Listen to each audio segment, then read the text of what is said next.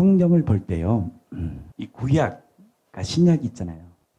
구약은 39권, 신약은 27권, 합쳐서 성경은 66권이거든요. 성경은 교훈도 있고 책망도 있고 우리 삶의 지표가 돼요. 사실 이 성경만 잘 읽어도요, 이 땅을 정말 풍요롭게 살 수 있거든요. 성경 안에 이 말씀만 잘 알아도, 말씀대로만 살아도. 근데 이 성경의 핵심이 뭐냐, 이게 중요하거든요. 이 구약은 뭐냐면, 따라하세요. 오실 그리스도에 대한 예표이다. 이 그리스도라는 것은 뭐냐면 구원자거든요. 우리가 절망 가운데 빠져 있고 죄 가운데 빠져 있고 사망과 고통 가운데 자유함이 없는 우리들에게 그들이 기다렸던 그 유대인들은 누구를 기다렸느냐? 메시아를 기다렸거든요. 그리스도. 저분이 이 땅에 오시면 이 죄에서, 이 고통에서, 이 절망에서, 이 사망의 고통에서 우리를 자유케 하실 메시아가 이 땅에 올 거야. 그리스도가 올 거야. 그 그리스도를 기다렸어요. 그래서 성경 이 구약의 핵심 메시지는 무엇이냐? 바로 오실 구원자 그리스도에 대한 예표예요. 그러니까 구약을 딱 보면 아, 이분 이렇게 올 거야? 야, 이분이 진짜 이 땅에 오시면 우리의 모든 절망과 흑암에서를 자유케 해줘. 이 그리스도를 기다렸어요. 예표를 했고요. 신약 27권의 신약은 신약 안에는 교훈도 있고 책망함도 있고 이 하나님의 백성이 어떻게 사냐에 대한 이 지침들이 있는데 핵심이 뭐냐? 한번 따라해 주시겠습니다. 그리스도가 예수임을 증거하는 것이에요. 증거하는 것이다. 그러니까 구약의 신약의 핵심의 메시지는 뭐냐? 오신 그리스도가 누구냐? 저분 예수네. 이것을 증거하는 것이 무엇이냐? 신약이에요. 우리 성경 한번 찾아보겠습니다. 혹시 성경책이 없는 분들은 파워포인트를 좀 보시고요. 요한복음. 이 관점에서 성경을 볼 때 우리가 정확히 누구를 볼 수 있냐? 그리스도 우리의 구원자가 내 마음에 이 믿어질 때 성령의 역사가 일어나거든요. 아멘. 그거 없이 이 출발이 정확하지 않으면 아무리 성경을 읽어도요, 성경은 알 수 있는 게 아니에요. 우리 요한복음 5장 39절입니다. 한번 찾아보겠습니다. 38절부터 한번 읽겠습니다. 같이 읽겠습니다. 시작. 그 말씀이 너희 속에 거하지 아니하니 이는 그가 보내신 이를 믿지 아니함이라.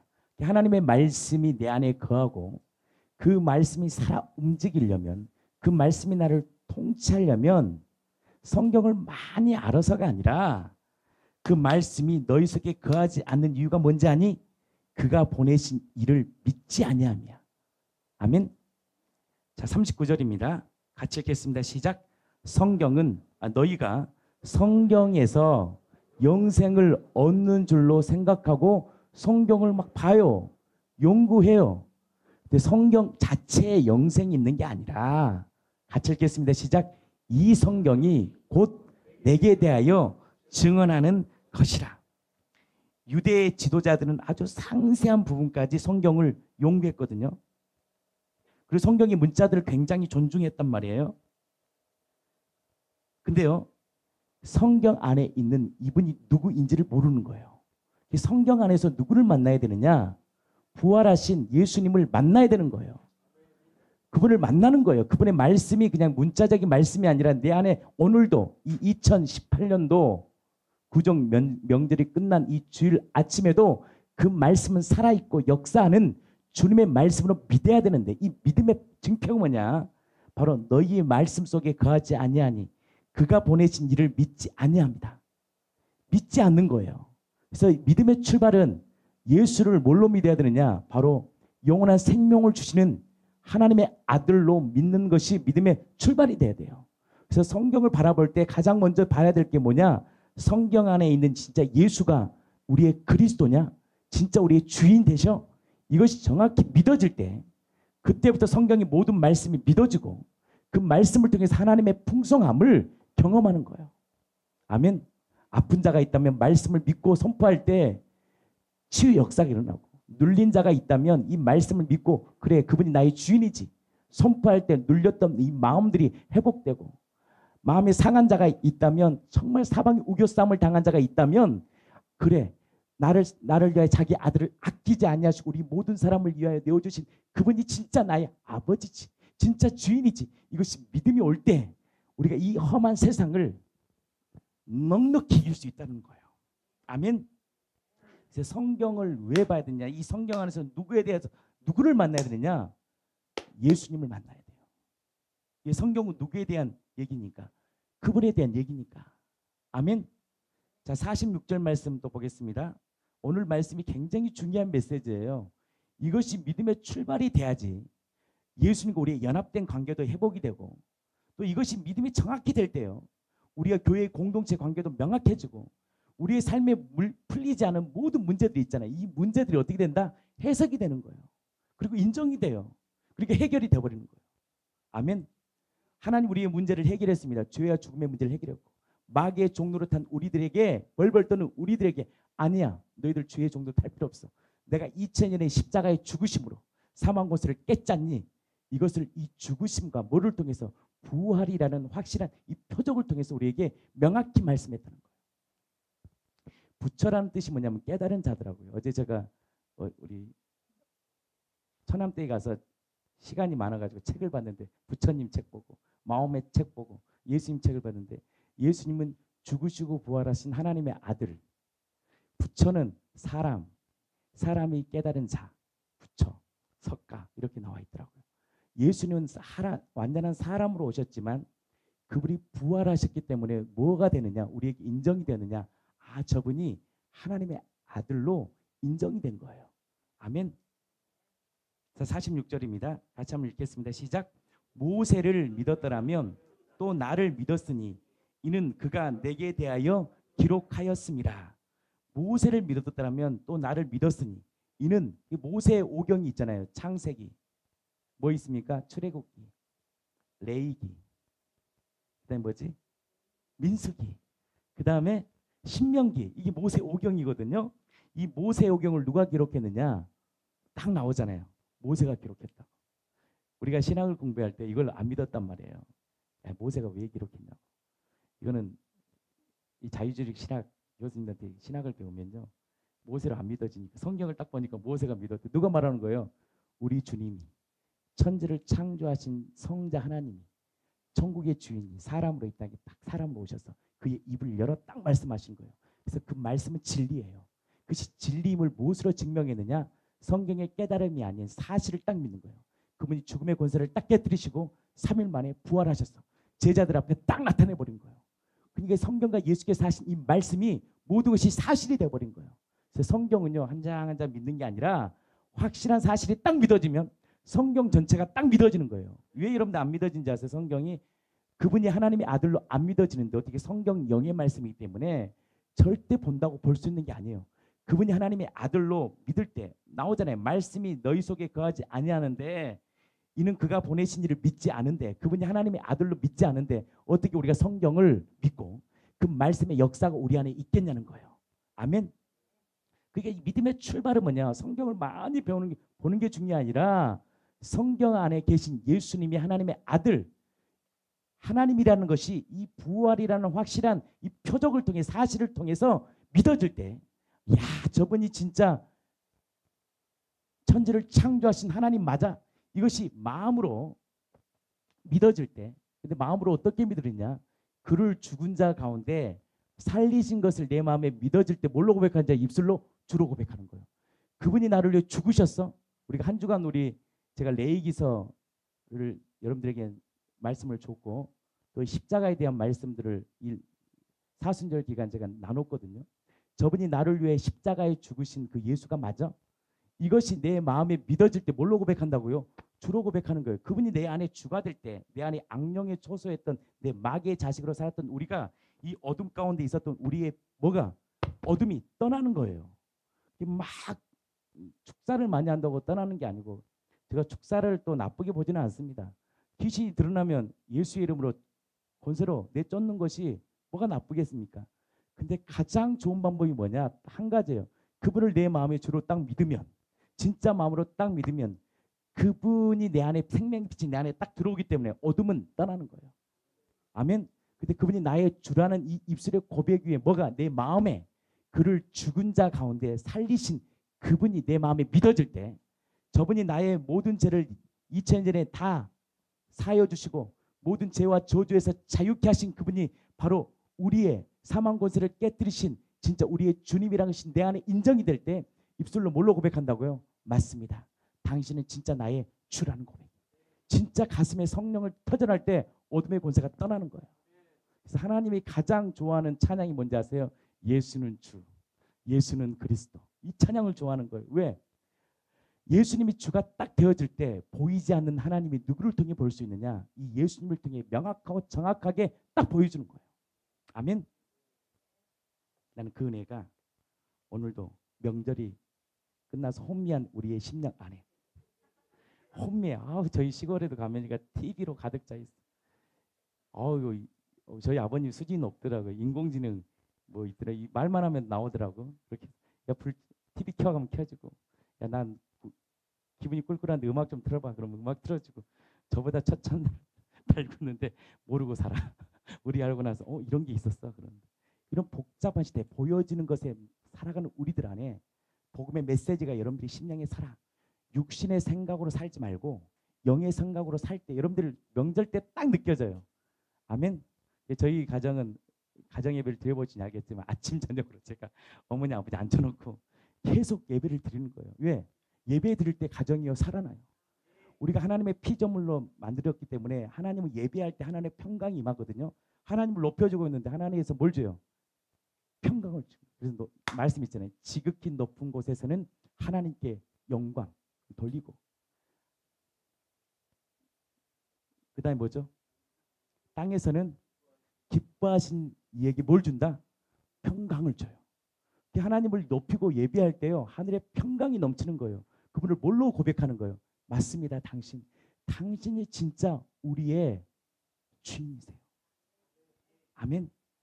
우리 말씀 계속 이어가야 되는데 제가 시편 말씀 하나 보고 말씀 계속 이어갑시다. 시편 말씀 146편 한번 펴보실래요? 제가 이 말씀을 주중에 읽으면서 야 감사하다. 같이 한번 말씀 읽어보겠습니다. 시작. 할렐루야 내 영혼아 여호와를 찬양하라. 자, 2절 시작.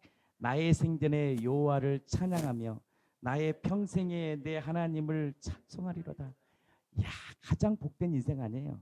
자 3절을 뭐라고 말합니까? 이 시편 기자가 귀인들을 의지하지 말며 도울 힘이 없는 인생도 의지하지 말지니. 자 4절 그의 호흡이 끊어지면 흐로 돌아가서 그날에 그의 생각이 소멸하리로다.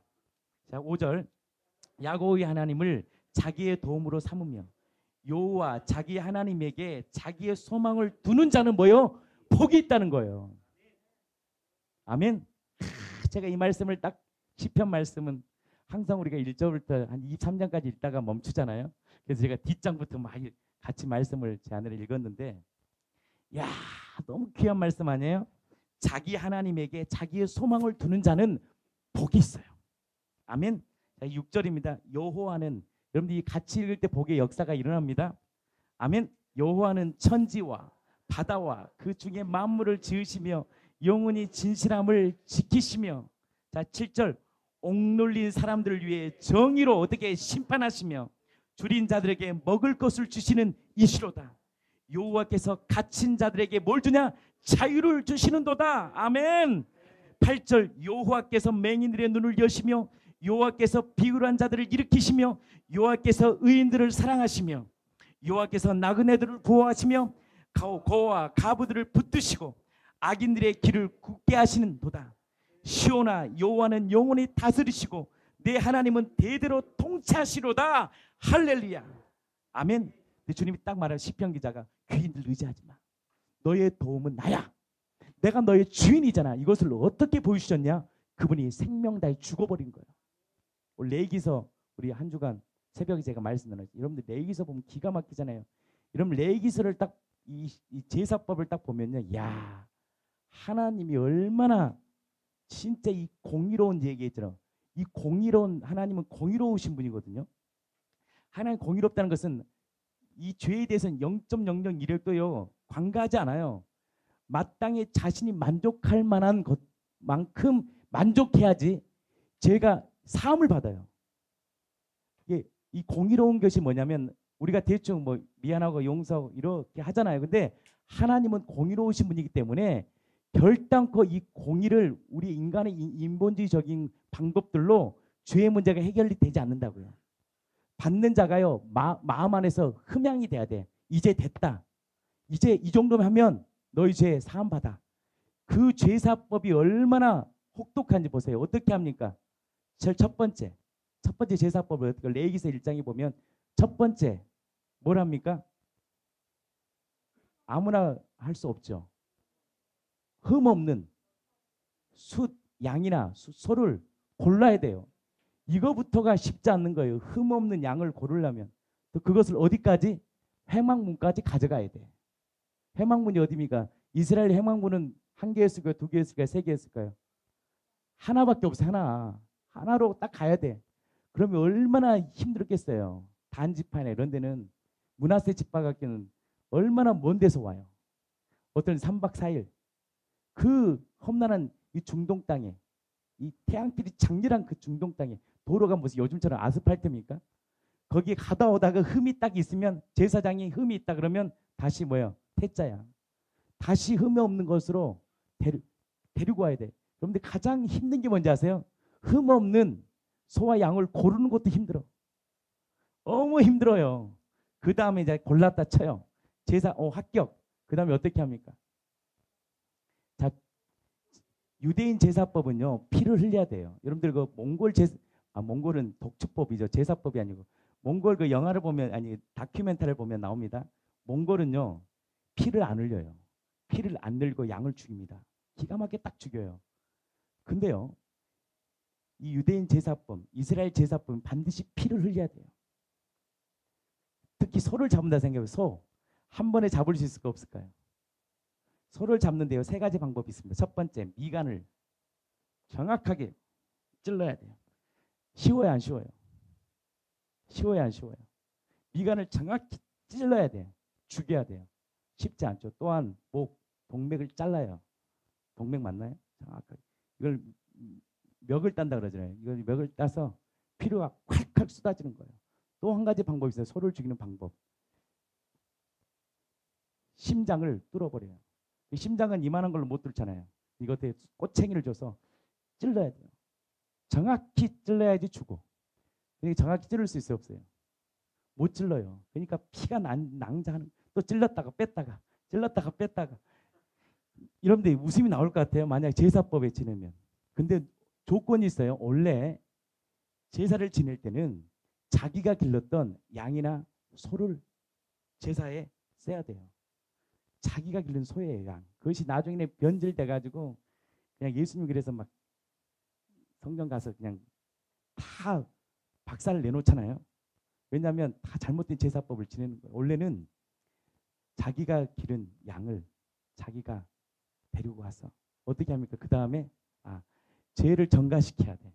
자기의 모든 죄를 양에게 전가시켜야 돼. 이렇게 양이라 생각해. 양처럼 생겼잖아요. 죄를 이렇게 전가시키는 거야. 이렇게 전가시키는 순간 무엇까지도 그가 받아야 될 진노까지도 누구에게? 이 양에게 다 전가가 딱 되는 거예요. 그 다음에 어떻게 한다? 목을 따고 아니면 미간을 찌르든가 심장에 소라면 심장을 딱 찔러버리는 거예요. 이게 어마어마한 겁니다. 그 당시. 이게 진노예요. 그만큼 돼야지 하나님이 만족한다는 거예요. 만족.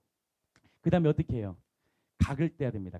각이 뭡니까? 뼈관절 다 잘라야 돼요. 뼈관절을 다 잘라야 돼요. 툭툭 다 잘라야 돼요. 그 다음에 그 안에 있는 내장을 깨끗이 씻어서 번제단 불에다가 태우는 때 하나님이 흠양해요. 향기로운 제물이야. 이제 내가 받을 만한 이게 하나님의 공이라는 거예요. 그걸 누가 받아야 된다? 우리가 받아야 되는 거예요.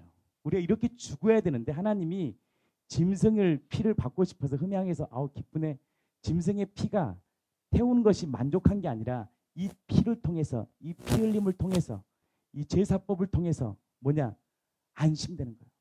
마땅히 우리가 죽어야 되는 우리 주님이 하나님이 양을 통해 소를 통해 죽임을 통해서 우리에 대한 사랑을 유보시키는 거예요. 우리의 진노를 계속 유보시키는 거예요. 그렇게라도 해서라도 우리와 하나님의 깨어진 관계를 회복시키고 싶었던 거예요. 근데 이 제사법은 유효가 언제예요? 1년. 또 주중 또 이렇게 수시로 제사 낼 때는 또 제사를 지내야 돼. 그러니까 매년 반복하는 거예요. 매년. 근데 이 제사를 누가 흠없고 보배롭고 흠없는 바로 예수님이 가죽도 벗기네요. 가죽도 벗겨버리고. 아멘. 한번 읽어보세요. 레위기서를. 기가 막힙니다. 6단계 딱 나와요. 그렇게 드렸단 말이에요. 가죽을 벗겨버리고.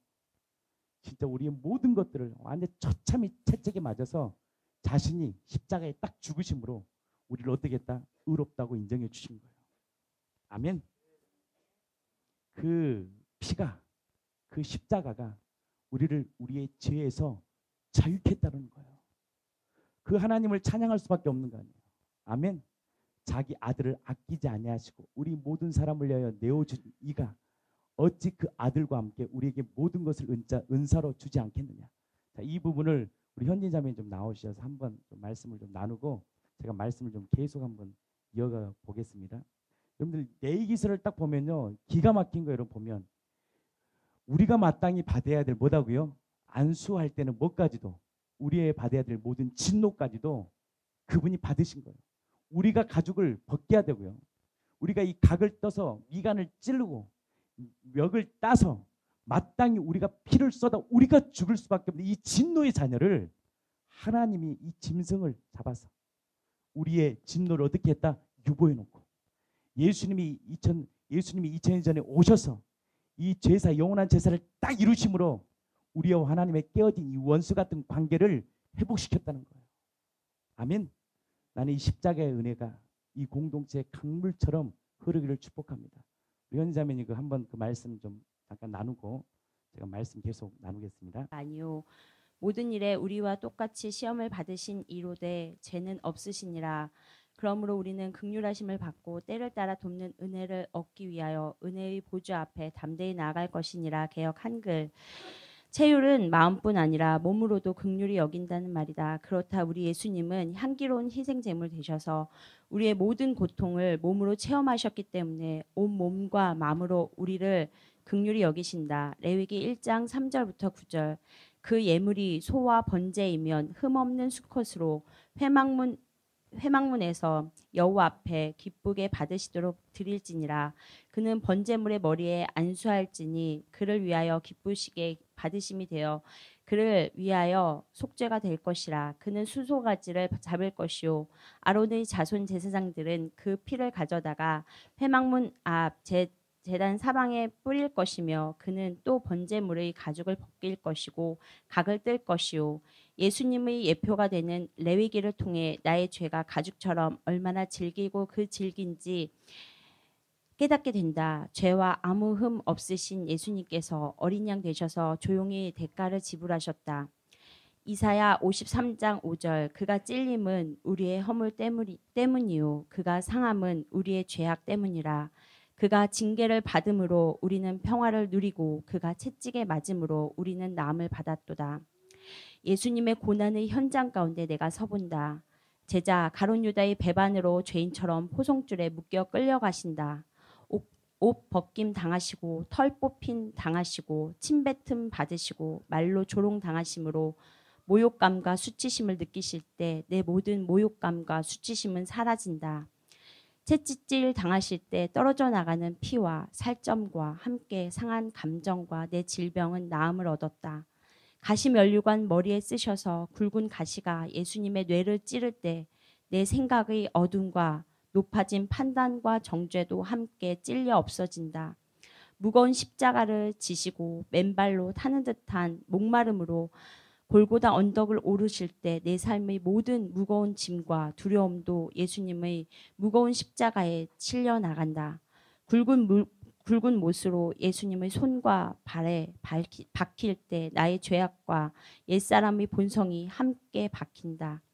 창으로 옆구리를 찔릴 때 터져나온 피분수, 주님의 말로 다할 수 없는 처절하고 고통스러운 그 표정과 망치 소리와 쏟아지는 그 피와 피 냄새가 내 심장에 새겨진다.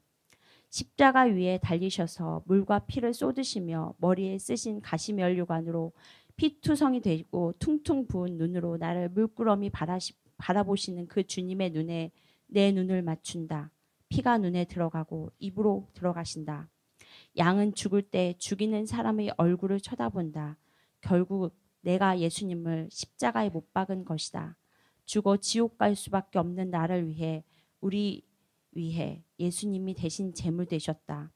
골로새서 1장 20절에서 22절 그의 십자가의 피로 화평을 이루사 만물 곧 땅에 있는 것들이나 하늘에 있는 것들이 그로 말미암아 자기와 화목하게 되기를 기뻐하심이라. 전에 악한 행실로 멀리 떠나 마음으로 원수가 되었던 너희를 이제는 그의 육체의 죽음으로 말미암아 화목하게 하사 너희를 거룩하고 흠없는 책망할 것이 없는 자로 그 앞에 세우고자 하셨으니 우리는 한 사람 한 사람 예수 그리스도의 핏값으로 산 왕 같은 제사장이다. 전능자가 완전한 사람의 몸을 입고 오셔서 십자가에서 죽으셨다. 또 살리시기 위해 부활하셨다. 우리 주님이 부활하셨을 땐 부은 얼굴이 아닌 영광스러운 얼굴과 몸으로 다시 사셨다. 십자가에서 죽은 예수가 예수님이신 증거로 손과 발의 못자국과 옆구리 창자국을 남기셨다. 알아보지 못하고 의심하는 제자들에게 보이시고 증거하시는 것처럼 그리스도 예수는 나에게도 영광스럽게 부활하신 그분의 목자국과 창자국으로 증명해 주신다. 더 이상 옛사람의 상처가 아닌 부활하신 그리스도 예수와 함께 은혜의 왕노릇하도록 이끄신다. 내 속에서 나와 함께 하시는 이는 죽으시고 부활하신 전능하신 하나님의 영 성령님이시다. 할렐루야. 부활하시고 승천하셔서 다시 오실 만왕의 왕께 영광과 존귀와 능력을 올려드립니다. 마라나타. 말씀 계속 이어갑니다. 누가복음 한번 볼게요. 자, 그래서 이 구약의 모든 메시지는 누구에 대한 얘기느냐? 이 제사법까지도 이 모든 메시지는 그리스도 오실 그리스도에 대한 예표거든요. 자, 누가복음입니다. 같이 보겠습니다. 누가복음 24장이에요. 27절 보겠습니다. 같이 읽겠습니다. 시작. 이에 모세와 모든 선지자의 글로 시작하여 모든 성경에 쓴 바 뭐에 대해 자기에 관한 것을 어떻게 해요? 자세히 설명해 준 거예요. 제가 오늘 자세히 설명해 줬잖아요.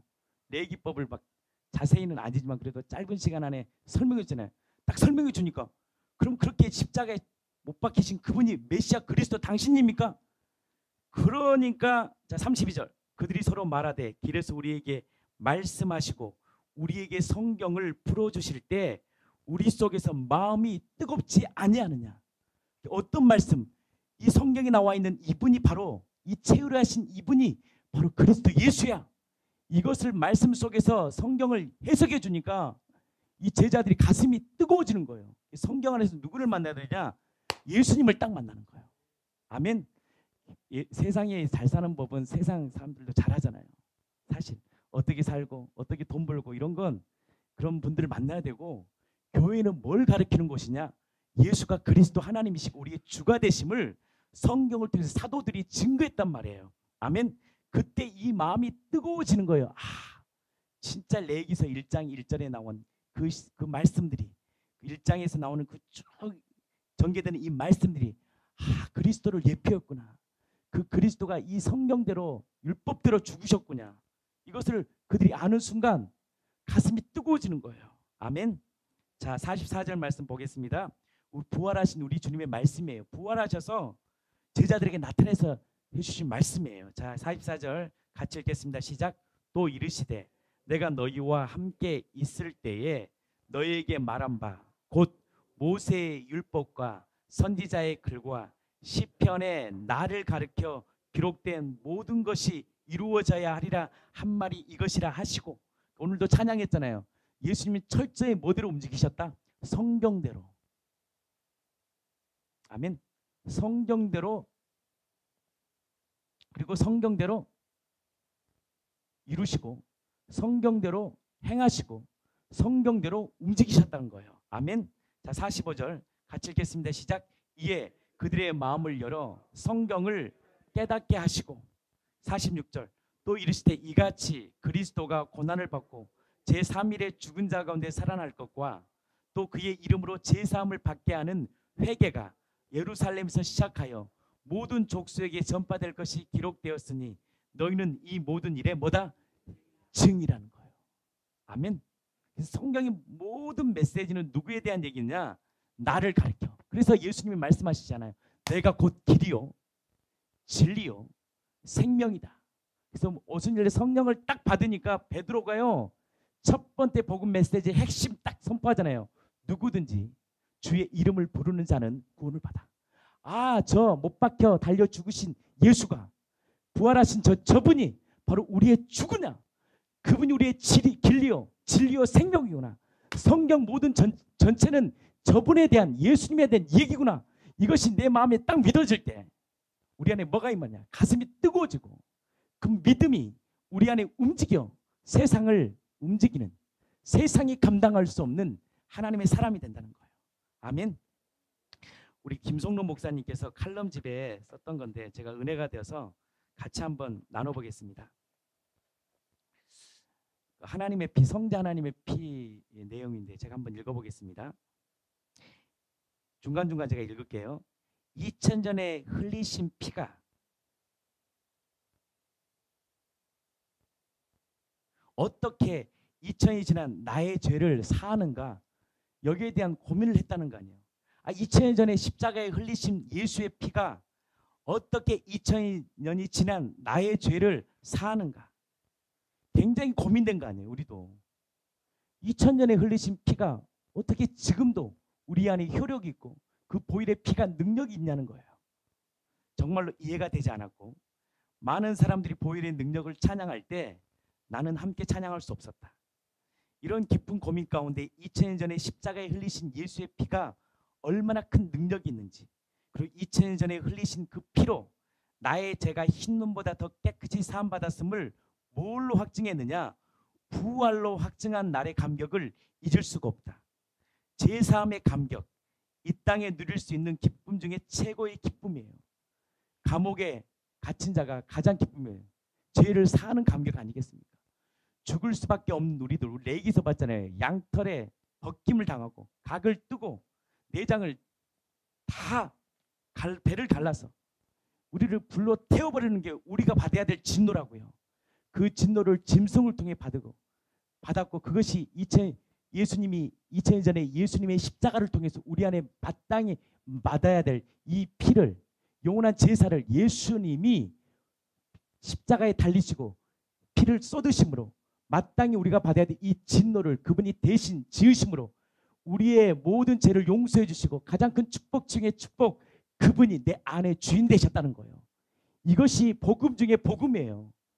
제가 저번에 설교했잖아요. 기쁨 중에 기쁨, 천지를 창조하신 그분이 바로 우리의 주가 되셨다는 거. 더 정확히 말하면 내 마음의 주가 되셨다는 거예요. 아멘. 사도 바울은 고린도전서 15장 3, 4절 복음의 핵심 사건으로 십자가와 부활을 말씀하셨다. 십자가와 부활은 복음의 핵심이다. 아멘. 예수님이 우리의 주가 되시는 것이 무엇으로 우리에게 명확히 주가 되셨느냐? 그를 죽은 자 가운데 살리신 것, 이것이 우리의 주이심을 주님은 정확히 뭐예요? 십자가 부활의 복음의 핵심을 통해서 우리에게 말씀하셨다는 거예요. 왜냐하면 우리 죄를 사하기 위해서는 반드시 죽어야 된다는 거예요. 우리는 죽어야 돼. 죄의 삭은 사망이다. 하나님의 은사는, 하나님의 기프트는, 좋은 선물은 그리스도 예수 우리 주 안에 있는 영생이다. 죄의 삭은 뭐냐? 사망이에요. 다시 말해, 더 정확히 말해 진노. 뭐처럼? 짐승처럼. 우리가 그렇게 마땅히 죽을 수밖에 없는 진노의 자녀라는 거예요. 여러분들 짐승을 잡아보면 알 것 같아요. 한번 잡아볼까요? 이러면요, 이거 웃을 일이 아니라니까요. 마땅히 받아야 될 진노는 어느 정도 용서 줄교가 되지 않아요. 하나님의 이 공의 앞에서는 어떻게 받아야 된다? 가죽을 껍질을 벗겨버리고 각을 떠서 내장을 속을 갈라 내장을 다 드러내고 불을 태울 때요 우리의 진노가 해결이 돼요. 아멘. 그때야만이 주님이 기쁘시게 받는단 말이에요. 흠양한다는 말이에요. 근데 그걸 누가 대신 갚으셨다는 거예요? 예수님이 예표. 그분이 어린 양이 흠없는 어린 양, 보배롭고 흠없는 어린 양이 되어 우리의 모든 죄를 용서해 주셨다는 거예요. 반드시 피 흘려야 하기 때문이다. 피 흘림이 없으면 유에 사함이 없기 때문에 반드시 피를 흘려야 돼요. 십자가 없이는 인간의 죄를 용서할 수 없기에 십자가는 복음의 핵심 사건이라는 거예요. 아멘. 그러니까 아무리 예수님이 부활해도요. 성경대로 죽지 않으면 하나님과 우리의 관계는 아무 상관이 없어요. 복음 중에 복음이 뭐냐? 그분이 내 안에 주인 돼야 되는데 우리의 죄의 문제 때문에 우리는 그분이 내 안에 들어올 수 없는 건데 이 십자가의 사건이 없으면 아무리 부활해도요. 예수님과 우리의 관계는 아무 관계 없어. 단지 저분이 하나님이셔? 라고 말할 수 있겠죠. 근데 그 하나님이 나의 주님으로는 절대 들어올 수 없는 거예요. 십자가를 통해서만이 우리의 모든 죄가 용서받는 거예요. 아멘. 그런데 사도 바울은 십자가를 자랑하는 동시에 고린도전서 15장 17절에 예수 그리스도의 부활이 없으면 우리가 여전히 죄 가운데 있을 것이라고 말한다. 사도 바울이 그리스도의 십자가 외에 결코 자랑할 수 없다고 말한 것은 부활이 전제되었음을 의미하는 것이다. 왜? 그리스도라는 말은 예수님이 부활하심으로 그리스도 하나님으로 인정됐잖아요. 아멘. 저분이 메시아 그리스도 하나님의 아들이라 인정되는 것은 무엇을 통해 인정되느냐? 예수님이 치유를 많이 행해서 인정된 게 아니라 무리를 걷는다고 인정받은 게 아니에요. 그분이 죽음 권세를 사망의 권세를 깨뜨리시고 부활하셨기 때문에 그분이 능력으로 원래 그분은 하나님의 아들인데 인간의 관점에서 저분이 진짜 하나님의 아들이 맞군요. 이 증표, 이 표적이 이 부활이 그분이 그리스도라는 확실한 표적이에요. 예수가 그리스도라는 확실한 표적은 뭐냐? 예수님의 부활이에요. 아멘. 그래서 사도 바울은 그리스도와 십자가만을 자랑한 거예요. 사도 바울이 그리스도의 십자가 외에 결코 자랑할 것이 없다고 말한 것은 부활이 전제되었음을 의미하는 것이다. 이렇게 십자가와 부활은 둘 중에 어떤 것이 더 크거나 중요하다는 비교의 대상이 아니라 동전의 양면같이 어느 것 하나도 없어서는 안 되는 복음의 핵심 사건이다. 피 그리고 십자가 사건 또 만큼 또한 중요한 게 뭐냐? 같이 고백할 수 있는 그 피가 누구의 피인가? 한 번 더 따라해 주시기 바랍니다. 십자가에서 누가 죽었는가? 이게 굉장히 중요한 거예요. 우리를 위해 피 흘려 죽으셨어. 우리의 모두를 용서하셨어. 또 되게 중요한 사건인데 그만큼 또 중요한 사건이 뭐냐? 그 피가 누구의 피냐? 그 십자가에서 누가 죽었는가? 이거 굉장한 거예요. 이것이 풀어질 때 모든 말씀이 풀어지는 거 아닙니까? 아멘이 되는 거 아니에요. 단지 예수님이 나를 위해 십자가에 죽으셨어. 감격이 오지만 가만히 우리의 추적, 우리의 신앙을 추적해 보면 누구지도 모르는 거 우리가. 그 십자가에 흘리신 피가 누구의 피도 모르는 거예요. 이렇게 설명합니다. 십자가에 죽으신 분이 누구인지 모르면 정확히 모르면 십자가의 사건은 그냥 한 사람의 죽음을 뿐이라는 거예요. 그렇잖아요. 정확하게 누가 죽었는지 모르면 피는 의인이 죽었구나. 좋으신 분이 죽었나 봐. 제가 이런 복음을 전하다 보니까 예수님을 하나님으로 믿지 않는 사람들이 많더라고요. 예수님이 하나님이셨어요? 좋은 분이었대. 선량한 분. 우리보다 좀 좋은 분. 아니에요. 그분은 누구다? 사람으로 오셨지만 완전하신 사람으로 오셨지만 그분이 하나님이라는 것을 증명하는 거예요. 그래서 믿음의 출발의 첫 번째 뭐냐? 예수를 왜 믿느냐예요. 왜 믿어요? 그분이 사람으로 오셨지만 하나님이 때문에 믿는 거예요. 아멘. 근데 뭘로 확증하느냐? 부활로 십자가에 죽은 예수 그리스도가 하나님이신 것을 확증하였을 때 십자가에서 하나님이 죽으신 것이며 십자가를 흘리신 피는 누구의 피냐? 바로 성자 하나님의 거룩하고 보배로운 피가 되는 거예요. 여러분들 레위법, 제사법 딱 나오잖아요. 흠없는 양을 잡아야 되거든요. 흠없는, 점도 없고 흠없는 양. 근데 이 하나님의 공의 앞에서 인간 피조물, 천사도 배신했잖아요, 하나님을. 아멘. 어떤 것도 완벽한 자가 없어요. 완전한 자가 없단 말이에요. 누가 하나님의 이 공의를 만족시켰냐고. 완전한 자예요. 보배롭고 흠없는, 점도 없는 피. 제가 처음에 서두에 말했잖아요. 제사 잡는 것보다 더 힘든 게 뭔지 아세요? 고르는 것도 힘들어. 흠없는 것 고르고 제사 지낼 가는 것도 엄청 힘든 거예요. 근데 누가 죽었느냐? 천사도 아니고 사람도 아닌 완전하신 분이 죽어야 돼요. 그래야지 이 공의가 정확히 하나님 앞에 흠양이 된다고, 확증이 된단 말이에요. 이 부활이 중요하냐? 흘리신 이 피가 누구의 피냐? 보배롭고 존귀한 바로 성자 하나님 완전하신 피일 때만이 이 피가 완벽하며, 이 피는 거룩하며, 이 피는 능력 있는 거예요. 아멘. 이렇게 부활을 통해 십자가의 참된 의미와 예수의 보혈이 얼마나 큰 능력인지 알 수 있게 된다. 부활을 통해서 십자가의 보혈이 어떤 것인지 재조명되는 것이다. 사도행전에서 성령의 권능으로 부활을 증거한 이유는 뭐냐? 부활의 복음은 결코 십자가를 무미하는 것이 아니라 어떻게 한다? 십자가를 십자가답게 하는 거예요. 부활을 통해서 십자가에 피 흘려 죽으신 분이 성자 하나님이라는 사실이 확증되니 예수님의 피는 어떤 피가 돼요? 베드로전서 1장 9절 오직 흠없고 점없는 어린 양 같은 그리스도의 보배로운 피가 되는 거예요. 바로 성자 하나님의 피가 되는 거예요. 예수의 피가 성자 하나님의 피기에 그의 피의 효력은 어떻게 해요? 어저께나 오늘이나 영원하고 동일하신 그 하나님의 피는 왜? 하나님은 시간이 없는 분이잖아요. 현재잖아요. 하나님은 시간이 없어요. 어저께나 오늘이나 동일하신 분이 2000년 전이나 지금이나 동일하신 그 피 효력이 오늘날에도 2018년 구정 명절을 마무리하는 이 주일날에도 이 피는 효력이 있고 이 피는 능력이 있고 이 피는 죄사함의 권세가 있는 가장 완벽한 하나님의 능력이요 지혜이며 하나님의 사랑이라는 거예요. 아멘. 구약 시대에는 짐승의 피로 제사를 드렸지만 예수 그리스도께서 온 인류의 모든 죄를 흠없는 뭘로? 자신의 피로 영원한 제사를 드리심으로 영원한 속죄를 단번에 이루신 거예요. 우리의 힘으로 종교의 힘으로 구원을 받는 게 아니라 예수님이 2000년 전에 오랜 이스라엘 민족의 이 구약법 제사법을 통해서 매년 또 죄 지을 때마다 드렸던 이 짐승의 피가 아닌 바로 그 보배로운 흠없는 예수 그리스도 하나님의 피, 성자 하나님의 피를 통해서 온 인류의 모든 죄를 이미 다 용서하셨다는 거예요. 아멘. 단번에 영원한 속죄를 두 번 다닌 단번에 이루신 거예요. 예수님께서 이 땅에 있는 단번에 이루셨다는 거예요. 그래서 이 보혈의 영원한 이 제사, 이 영원한 죄를 사는 효력은 왜 능력이 있느냐? 이 피가 영원한 하나님의 성자 하나님의 피이기 때문에 주의 보혈에 능력이 있는 거예요.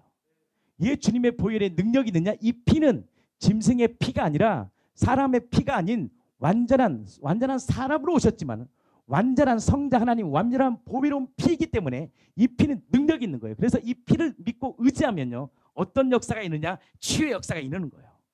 능력의 역사가 있는 거예요. 왜? 그 피를 통해서 뭐냐? 예수를 주로 고백할 때요 언제 능력이냐는 거예요. 그냥 입술로 보혈의 피 능력 있다고 되는 게 아니에요. 그 피를 통해서 우리의 모든 깨어진 관계를 회복하신 예수님을 내 마음에 주로 모실 때 그 피가 그 피를 흘리신 그분의 능력이 내 안에 오셔서 우리를 치유하시고 우리를 회복시키시고 우리를 어떻게 한다? 거룩하게 하신다는 거예요. 아멘. 아멘십니까? 이 보혈의 능력은 구원을 받을 때뿐만 아니라 구원받은 삶에도 동일하게 적용된다는 거예요. 보혈은 양심으로 죽은 행실에서 깨끗하게 하고 담대히 하나님께 나아가 살아계신 하나님을 섬기게 하는 능력이 있어요. 왜? 그 피가 우리의 모든 죄를 용서하셨기 때문에 막혔던 우리의 관계가 이 피로 깨끗해졌잖아요. 그러니까 담대히 주님을 부르면 주님은 나의 주님이십니다. 부르면 그분이 내 안에 오셔서 내 안에 나와 살고 나와 역사하고 그분이 나의 인생을 통치하는 거예요. 그래서 피가 능력 있는 거예요. 죄 없다라고 인정해 주는 거예요. 너를 의롭다고 인정해 주는 거예요. 왜? 이 피가 깨어진 우리의 관계를 회복시키는 것이 뭐냐? 피거든요. 아멘. 그 피를 의지하여 주님께 나아가면 예수님이 내 안에 오셔서 나를 통치하시고 나를 다스리시고 나를 치유해 주시고 무너진 자가 있으면 넉넉히 이길 수 있는 힘을 주시고, 왜? 그분이 내 안에 들어올 수 있는 통로니까. 십자가가 없으면, 피 흘림이 없으면 하나님이 아무리 부활하셔도 우리 안에 거할 수 없다니까요. 그 피를 내가 그분이 나의 모든 죄를 용서하셨구나. 내가 혹시나 죄를 지어도 하나님께 회개하고 주님께 나아가면 주님이 이 피의 흘리심을 통하여 우리가 깨어진 관계를 회복하셨기 때문에 누구든지 주의 이름을 부르는 자는 뭐가 임하여? 구원이 임하는 거예요. 구원이 뭐예요? 그분이 내 안에 들어오시는 거 아니에요. 아멘. 또한 이 보혈은 세상 임금 마귀를 무력화시킬 수 있는 능력의 피예요. 제가 그 예수님에 대한 얘기를 하면서 마가복음 얘기했잖아요. 처음에 뭘 얘기했습니까? 풍랑이에서 잔잔케 하라. 그분은 누굽니까? 자연계를 다스리는 나의 주. 그 다음에 사건이 뭡니까? 군대 귀신. 그러니까 영적 세계의 지존. 군대 귀신들은요 또 센 놈을 데리고 오잖아요. 군대 귀신. 예수님은요 귀신을 내어쩔 때 축사할 때요 물어보지도 않아요. 그냥 귀신들이 벌벌 떨어서 지극히 높으신 하나님의 아들 고백했거든요. 근데 어떻게 합니까? 주님 물어봐요. 너는 누구냐? 딱 물어봐요. 그러니까 바알세불 군대 귀신 딱 그러잖아요. 근데 군대 귀신을 딱 내어주시면서 하나님 하시고 싶었던 이유는 뭐냐? 내가 영적 세계의 지존이야. 진짜 너희 주인이야. 그래서 예수님을 내 마음의 주로 딱 모실 때 이 어둠 같은 마귀의 소굴로 살았던 우리들, 악령의 처소라고 얘기했잖아요. 우리 주님이. 나는 악령 처소인지 몰랐어요. 나는 정말 그래도 그나마 좀 선하신 분이라고 생각했는데 진짜 악령의 처소예요. 인간이 한번 악해지면 그 마귀가 우리를 잡아 끌면 중독에 빠져버리고 눌려버리고 죄를 우리 안에 이렇게 모든 것들을 주게 하시는 분이 주게 하시는 놈이 누구냐? 분이 아니고 마귀예요. 이 마귀를 무력화시키는 것이 뭐냐? 막 내쫓는 게 아니라 그분을 모시고 그 이름으로 선포할 때 역사가 일어나는 거예요. 아멘. 보혈은 구원을 얻을 뿐이 아니라 구원받은 이후에도 짓는 모든 죄를 깨끗하게 해주시는 용서의 피이다. 또 보혈에는 뭐가 있다? 치유하는 능력이 있습니다. 보혈의 능력이 있는 곳에 강력한 성령의 역사가 있다. 성령의 역사가 있다는 것은 뭐냐? 그분이 내 안에 거하는 거거든요. 진리가 나를 자유케 하는 역사거든요. 진리가 내 안에 자유케 하려면 이 보혈의 이 죄의 문제가 해결되지 않고서는 절대 자유케 할 수 없는데 이 죄의 문제를 뭘로? 2000년 전에 예수님이 어린 양이 되어서 흠없고 보혈로운 피가 나무에 달려 저주를 받으심으로 우리의 모든 죄를 용서하심으로 진짜 이거 말씀은 너무 기가 막힌 말이에요. 성령을 딱 바르니까 누구든지 이거 알잖아요. 같이 해보세요. 주의 이름을 부르는 자는 구원을 받아. 이거요. 이건 성령이 아니고서는 깨달을 수 없는 거예요. 성령 오순절날 성령을 받은 이 사도 베드로가 성령을 딱 받고 나서 깨달은 거예요. 정확히 한 거예요. 주의 이름을 부르면 그 주님의 구원을 부르는 자에게 뭘 임하느냐? 구원이 있구나. 왜? 원수됐던 깨어졌던 우리의 관계를 예수의 피가 우리의 모든 죄를 깨끗하게 하셨고 이제 우리를 이 죄 많은 우리들이 예수님의 이름을 부르고 예수님을 주인으로 모시는 자들에게 하나님이 우리 안에 우리를 다스리고 우리를 통치하고 우리의 인생을 이끄신다는 거예요. 아멘. 그래서 우리 좋아하는 말씀 있잖아요. 여호와는 나의 목자시니 내가 부족함이 없으리로다. 내가 사망의 음침한 골짜기를 다닐지라도 해를 두려워하지 않을 것은 왜? 자기 아들을 아끼지 아니하시고 우리에게 생명 주신 그분이 내 인생의 주가 딱 되면 아멘. 이것이 내 안에 믿음으로 마음에 믿어지면 그리고 그 입술로 내가 주인 된 저를 회개하고 예수님이 맞아요. 당신이 나의 주인이에요. 인생의 주인이 당신이라고 고백하는 그 인생 가운데 누구든지 돈 없는 자도 다 오라는 거예요. 값없이 오라는 거예요. 부르는 자에게 해방의 역사를, 자유의 역사를, 치유의 역사를, 눌린 자가 자유케 되는 역사가, 마음이 상한 자를 고침받는 그 역사가 저는 이 공동체 안에 저와 여러분들의 삶 가운데 매일매일 삶 가운데 경험되기를 예수님의 이름으로 진심으로 축복합니다. 주의 보혈의 능력 있는 이유는 뭐냐? 그 피가 누구의 피기 때문에 흠도 없고 점도 없는 성자 하나님의 완전하신 피이기 때문에 그 피의 이름으로 내가 죄사함을 얻고 죄사함을 얻는 자가 믿음으로 주님을 부르는 자에게 어떤 은혜를 주셨다고요? 구원의 역사를 우리의 삶의 현장 가운데 매일매일 경험하고 예수님으로 부족함이 없는 인생 되기를 예수님의 이름으로 진심으로 축복합니다. 우리 교회에서 가장 좋아하는 메시지잖아요. 있잖아요. 근심하는 자 같으나. 여러분들이 아시죠? 그러면 뭐예요? 좀 더 크게 해주세요. 근심하는 자 같으나. 얼마나 큰 축복이에요. 우리의 삶이 근심 덩어리잖아요. 사실 근심 덩어리인데 그분이 내 삶의 주인이기 때문에 항상 기뻐하고, 가난한 자 같으나 많은 사람을 부욕해 하고, 명절 되면 얼마나 사람의 자존감이 약해지면서, 누구네 아들은 벤츠를 끌고 왔네. 얼마나 그것 때문에 눌릴 필요 없어요. 그게 세상이 정의되는 인생 아니에요. 잠깐 이 땅에 주는 거예요. 하나님 우리에게 영원한 생명을 준 거예요. 가장 큰 축복이 뭔지 아세요? 우리 가족 한 명, 자녀들부터가 모두가 예수 만나 영원한 생명 얻은 거. 저는 이것만큼 가장 가치 있는 건 없어요. 아무리 벤츠가 있으면 뭐 하겠습니까? 나이 90에 벤츠 못 끌더라고요. 나이 90에 아무리 돈을 많이 쌓아도요, 못 먹어요. 아멘. 잠깐인 시간이에요. 잠깐. 여러분 그런 거에 절대 정의받지 마시고, 이 귀한 영원한 생명 주신 이 복음 바라보시고, 영원한 나라 소망하시고, 하나님이 주신 이 시간들을 마음껏 주와 복음을 위해 건강, 또한 물질, 능력들, 나를 위해 사는 인생이 아니라 주와 복음을 위해 마음껏 쓰임받는 정말 저와 여러분이 돼요. 주님 만날 때 잘했다 충성된 종아 고백받는 저와 여러분들의 인생이 되기를 축복합니다. 사람의 말에 결단코 정의되지 마시고, 그런 말 해도요 사람이 정의가 돼요. 순간순간. 그럴 일대일을 고백하십시오. 예수님 나의 주인이시지. 나를 위해 죽으시고 부활하신 예수님 진짜 내 아버지지. 나의 주인이시지. 그 주님 붙들고, 이 마귀의 생각이잖아요. 마귀의 생각을 딱 쳐버리고, 아니야. 우린 생각, 육신의 생각은 뭐예요? 사망이잖아요. 근데 우리는 뭐예요?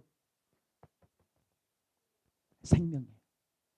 주님을 바라볼 때 생명입니다. 그 생명의 역사를 매일 삶 가운데 경험하여 세상에 정의되고 보여지는 것에 살아가는 인생이 아니라 보이는 영원한 인생에 우리 눈이 열려 주님 잠시 사는 이 땅은 주와 복음을 위해 세상을 정복하고 다스리고 통치하는 사람들로, 주의 복음을 증거하는 자들로 살아가는 저와 여러분의 삶이 되기를 예수님의 이름으로 진심으로 축복합니다. 우리 영상 하나 보고 우리 김성록 목사님 영상이 참 좋아서 같이 나누고 오늘 마무리하겠습니다. 같이 한번 보고 하겠습니다. 주의 보혈의 능력이 있습니다. 아멘. 왜 능력이 있느냐? 그 피가, 그 십자가에 저주받은 그분이 누구시냐? 부활하셔서 우리의 주가 되시기 때문입니다. 그 은혜가, 그 감격이 매일 삶 가운데 경험되기를 예수님의 이름으로 진심으로 축복합니다. 제가 제일 의심했던 부분이 그거거든요. 어떻게 2000년 전에 죽은 예수가 내 죄를 위해서 대신 죽었나?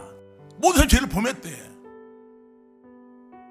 죽으시고 부활하신 게 확실되니까 지금 제자들이 얘기했던 것 같이 성경 말씀이 이해가 되든 안 되든 간에 모든 사람이 죄를 범했다 그랬으니까 나는 죄인인 줄 믿습니다. 야, 이게 너무 감사한 거예요. 내가 죄인이라는 걸 아는 거예요. 근데 이 부활이 확실해지니까, 그러니까 이제 이해가 된 거예요. 부활이 확실해지니까 하나님을 버리고 우리가 내가 주인 돼서 내 멋대로 살았다고 이렇게 로마서 1장에 기록되어 있는 줄 믿습니다. 하나님을 대적하고 내가 주인 돼서 내 멋대로 행동했구나. 이게 믿어지더라고요. 이게 2000년 갭을 넘어가고 나는 죄인입니다. 하나님께 범죄했습니다. 예수님 내 죄를 위해 죽으셨습니다. 죄인이라는 게 인증되니까 이 죄에 있어서 사망이잖아요. 죽어야 되거든요. 죄 사망이니까. 우리 죄를 대신해서 이분이 죽으신 줄 믿습니다.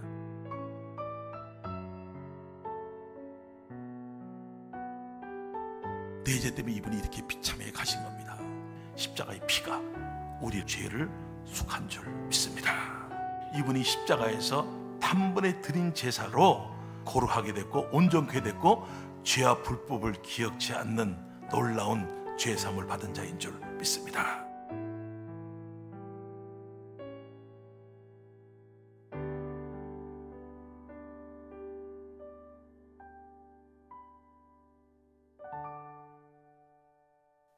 기도하겠습니다. 디모데에게 이렇게 얘기하잖아요. 디모데에게 사도 바울이 이렇게 고백합니다. 디모데야, 예수님의 살아계심과 죽으심과 살아계심을 늘 기억해야 돼. 이것이 능력이야.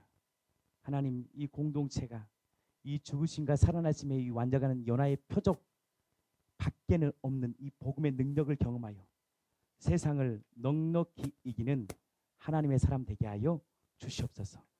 모든 영광을 주님께 올려드립니다. 예수님 이름으로 기도합니다. 아멘.